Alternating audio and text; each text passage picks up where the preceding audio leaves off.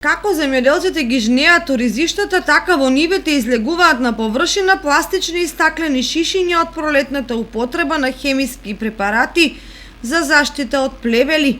Се работи за амбалажа која не е разградлива и која останува во полињата со години. Покрај грдата слика како сведоштво на пословичната неодговорност на дел од земјоделците, тие представуваат и еколошки проблем, бидејќи при палење на сламата гори и пластиката и опасно ја загадува животната средина. Ова е пластика која не скапува да стои и со години. Во неа било опакувано средство за третирање на оризовите површини против плевели. За жал, навиките кај земјоделците се после употребата да ги фрлаат по нивите и по полињата, што само по себе е еколошки проблем.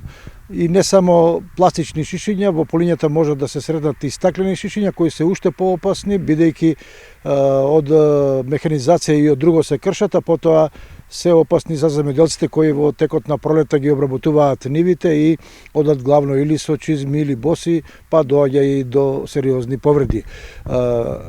Сосема сигурно е дека и на овој план мора да се поведе, да се преземат соодветни мерки за да се надминат ваквите проблеми, да се собираат отпадните шишиња во соодветни корпи или во вреки и да се складираат на сигурни места, затоа што загадувањето на животната средина сама по себе е проблем.